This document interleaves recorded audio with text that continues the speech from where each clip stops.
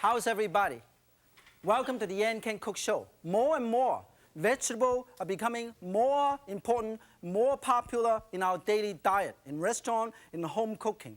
A lot of the vegetable, it used to be not available in the store or in the supermarket. Nowadays, is available.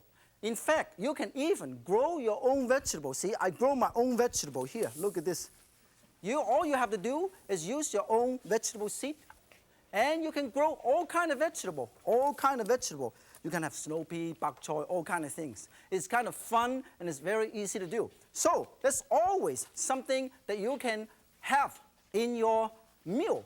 That means you don't have to worry about going out to buy it, but if you can find it, you can grow it, you can always go to the local supermarket, right? The first thing I want to show you is something very, very common, very popular. I'm quite sure everybody at home, particularly in the audience, heard of mushy pork.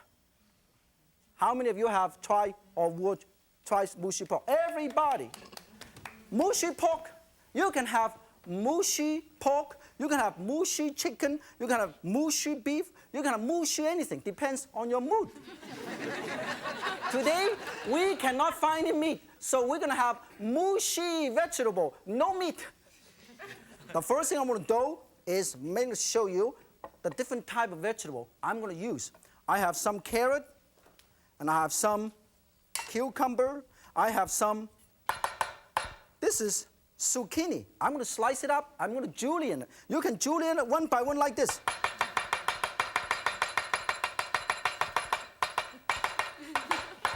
Or you can do them all together. How are you doing? Are you having fun?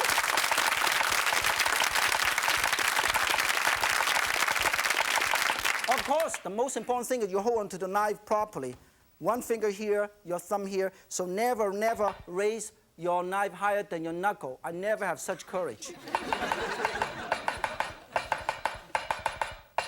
Okay, set this aside. This is zucchini.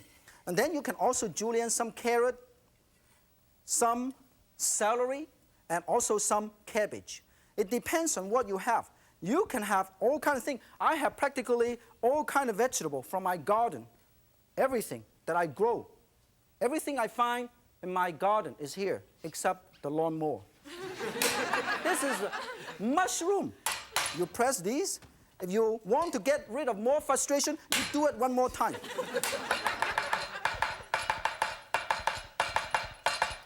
Set it aside like this, very easy to do. Set it aside, and then you get ready a wok. You heat this up, wrong wok. Now, heat this up, and you can stir fry this. Very easy to do. It's a dish everybody can do. It's not very complicated at all. First of all, let's use a tiny bit of oil. About a teaspoon to 2 teaspoons. I use a little non-stick wok. So this way, you do not have to worry about using too much because we're talking about diet. We're talking about vegetable. So we don't want to use too much of these. And then use a tiny bit of garlic and ginger. Okay? Put them all together.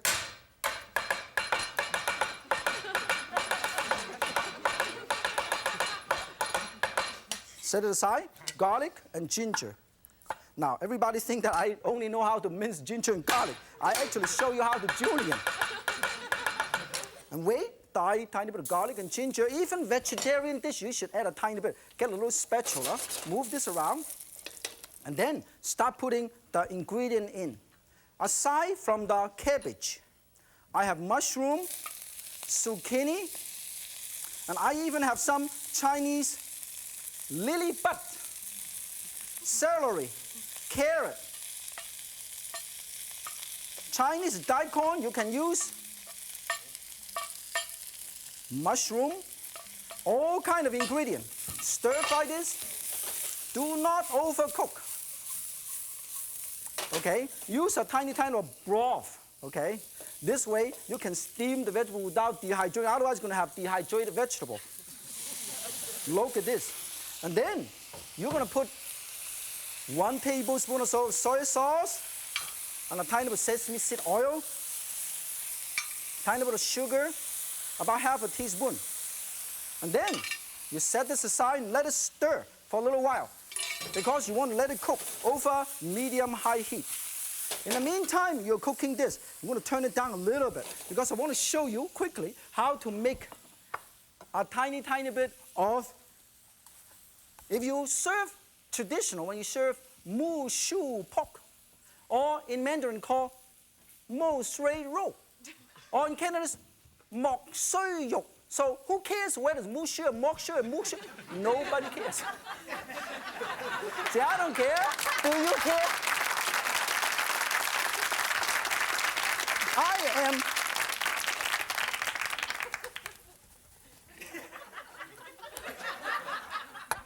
cut one, cut two, because I want to show everybody how to make the pancake. It's actually very easy. We have a tiny bit of flour here, sprinkle a tiny bit of flour here, a Chinese rolling pin.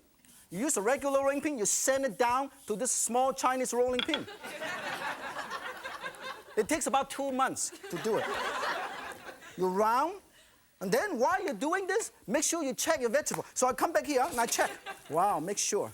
You do not want to overcook this. This is done. If you overcook this, what happened? If you overcook this, what happened is you're not going to have tender, crispy vegetable. You're going to have mush instead of mushu. Stir in a tiny, tiny bit of cornstarch, thicken it up, and the whole thing is done. I use about 1 portion of cornstarch to about 3 portions of water. Set it aside, shut it off, it's done. And then I want to show you how easy to make this. See? What I'm doing is I use a tiny bit of sesame seed oil, put a tiny bit over here on one of these. I press this, and I put another one on top. Okay? See how I do it? And then I use this Chinese rolling pin, which you have sent it down. Roll it up.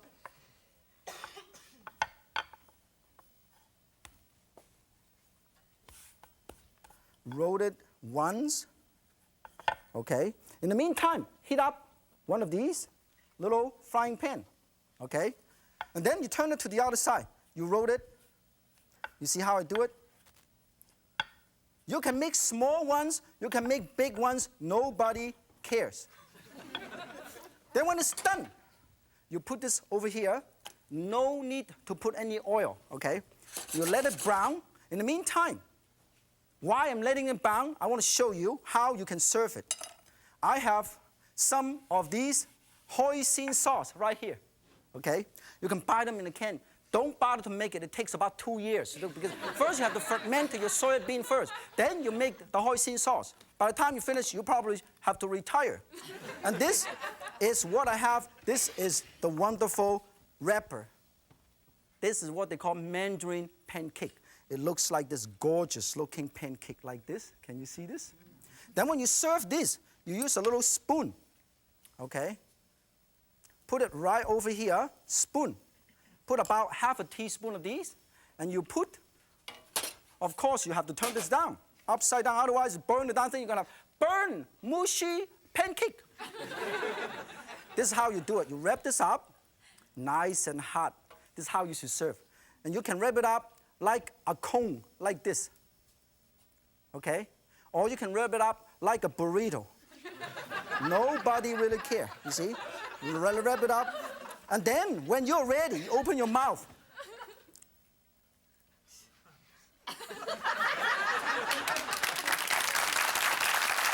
Now, I want to show you how easy it is to do this. Look at this. This is done. We'll put it over here. Because I'm basically, let me put this down. I'm basically making 2 pancakes at the same time. Hick! Hick! Hick! You get rid of all your frustration. You see this? Wonderful, 2 of these. In Chinese cooking, the squash family or the guava family is very, very popular, very important, because you can serve it all the time. So let us introduce and say hello, all of us, to the guava family. Chinese love all kind of squash. Interesting enough, the Chinese don't call squash, they call melon, called guava. This is fussy melon, or called hairy melon. Mo gua, mo means hair. You see, this guy needs a little haircut. We use this for stir frying. Peel it, cut it in half, slice it up. You can put it in soup. You can stir fry them. It's one of my favorites. It's nice and sweet. Tastes like squash. And then here we have bitter melon. 苦瓜, 苦 means bitter. A lot of people love it simply because it's bitter. When you prepare this, you cut it in half, slice it up, take the seed out, and then you can put it in soup. You can also stir fry it with black bean sauce with beef. It's wonderful. It's my mother's favorite. When you cut it up, it looks like this. If it's a mature bitter melon, look at this, nice and red. This is a mature, older bitter melon. It's very, very bitter, so beware.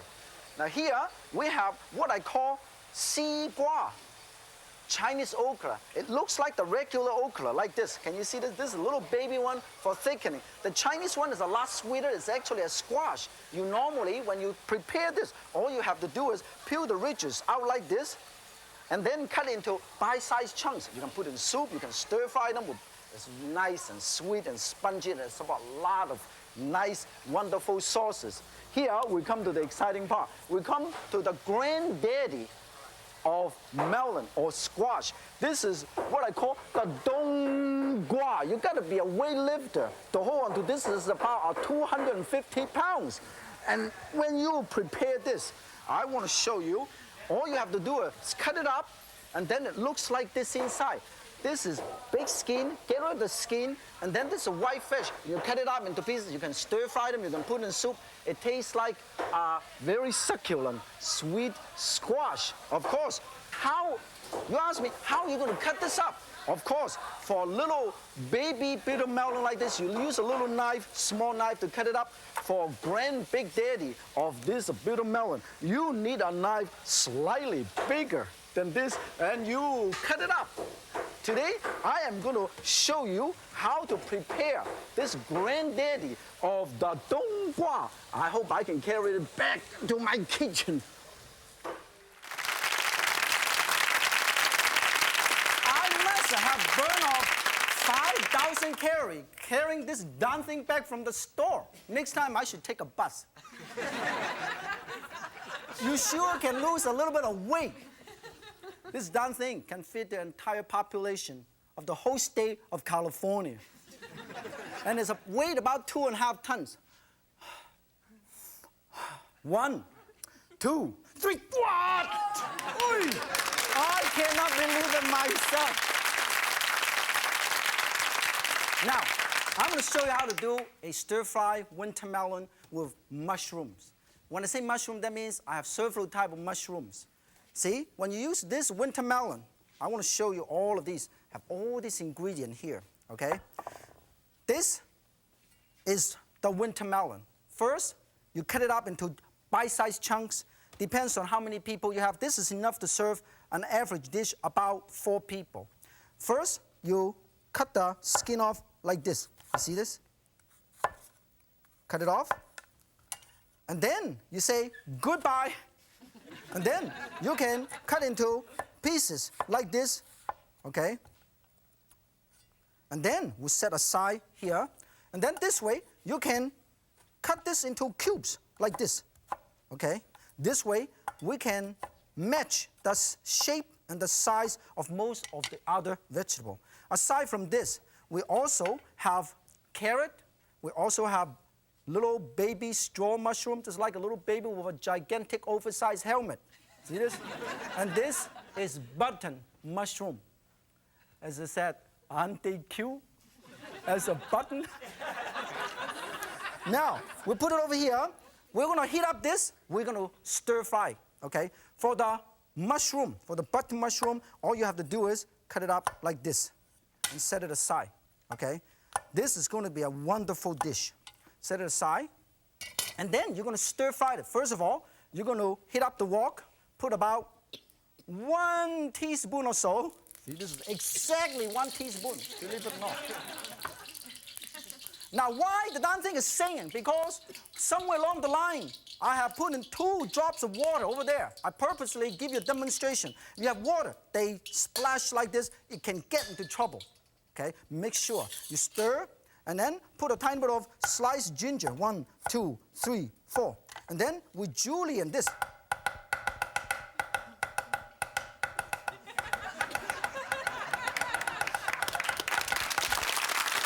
Put the ginger. And then the carrot and the winter melon takes a little bit longer to cook. So we'll cook this first. Because you always cook things, takes a little bit longer to cook. This is a regular round bottom steel wok. Okay? Cook it for about a minute or so, and then you put the rest of the ingredient in. Look at this. This I'll save it for my lunch. And then stir fry. In this particular dish, I'm going to make a little sauce because you got to make it very nice and tasty. Here, I have a tiny bit of dark soy sauce. This is soy brown. I have 1 tablespoon dark, 1 tablespoon light. It's called wonderful combination. Give a nice looking rich color to it. And then a tiny bit of broth, which is about anywhere from 1/3 a cup to 1/2 a cup. And then stir fry this. Wow, can you see the change of color? Can you see how beautiful this is? It looks so good. I would like to try it myself. Don't you think you would like to try it right now? And then a tiny bit of sesame seed on the last minute. Right in the last few seconds, put a tiny bit of sesame seed on. Now, in this particular dish, it's very important to quickly stir this cornstarch solution to thicken it up. Approximately a teaspoon. If it's not thickened, put another 1/2 teaspoon. And if it's not thickened, put another 1/2 teaspoon until it's thickened. You stop.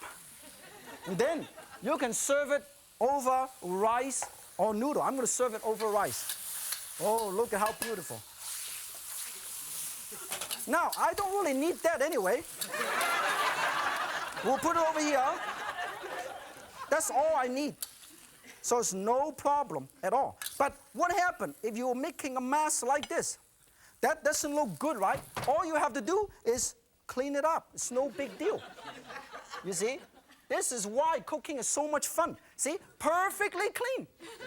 Now, the next dish I am going to do is, this is not perfect. Nobody's perfect. I'm not perfect.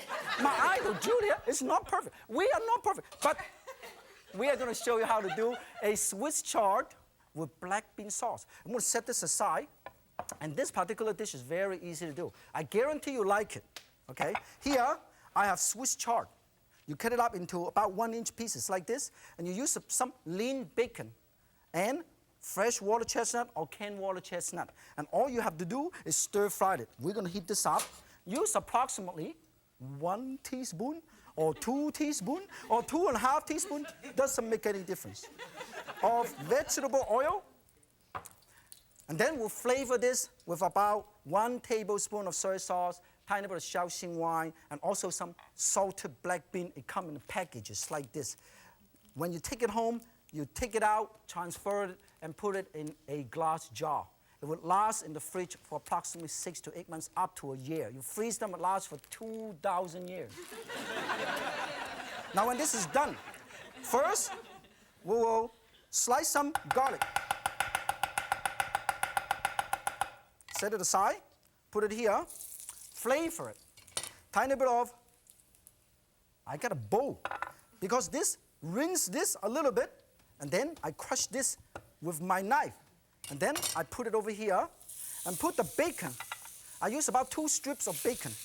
And I stir this, stir this. See, this is perfect. I'm not making a mess.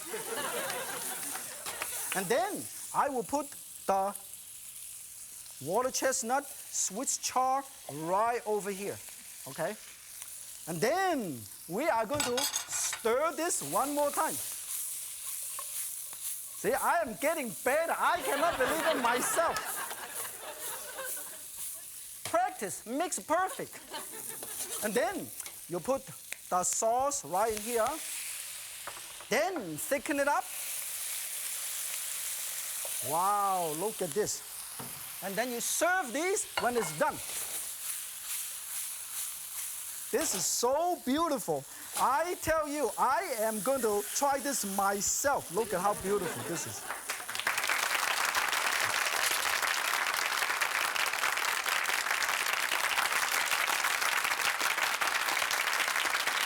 Chinese often use preserved vegetable. I already mentioned that they don't have refrigeration. So they use a variety of preserved vegetable in a variety of dishes. Here are some of the more traditional ones. I start from here. This is red in snow. You buy them in a can or in a jar.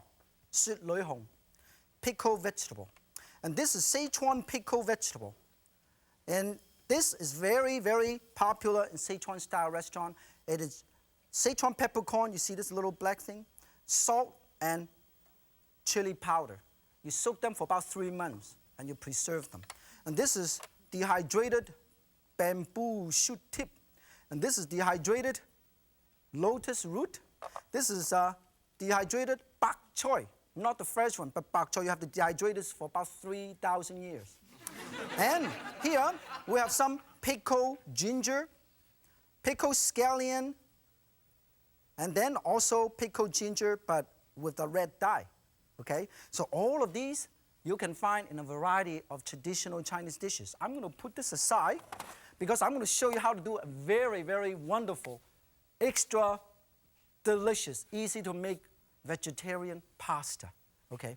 Here, I want to show you the wonderful thing about this is, the great thing about the Sichuan pickle is it's very fragrant, very zesty, got a lot of character. It gives a dish that final kick.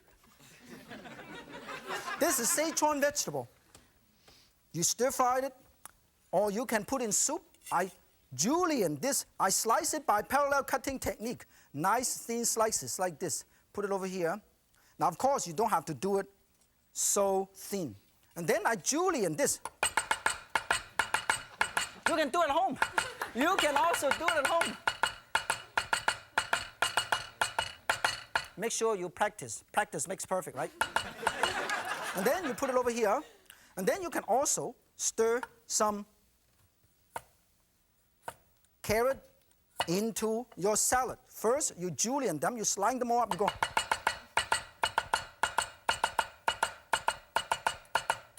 The good thing about this is you can toss this either over noodle or over rice.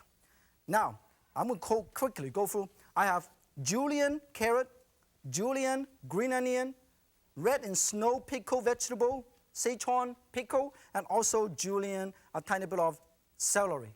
And then in the dressing, I'm going to use, let me show you all of this wonderful thing. You cook the noodle. You can use any pasta, linguine, spaghetti, Chinese noodle, any pasta of your choice. Whatever. What do you have at home? Tell me. Oh, the lady said they have pasta of any kind. You can use Chinese egg noodle. You can use anything you want. It's no big deal. Now here, all I have to do is about 2 tablespoons of soy sauce, 2 tablespoons of red wine vinegar, put it all in a big bowl. And also 2 tablespoons of oil mixed with about a teaspoon of sesame seed oil. Okay? And also use a tiny bit of sugar, half a teaspoon of sugar, and also a tiny bit of salt, just a sprinkle of salt and a tiny bit of white pepper. Mix them all up.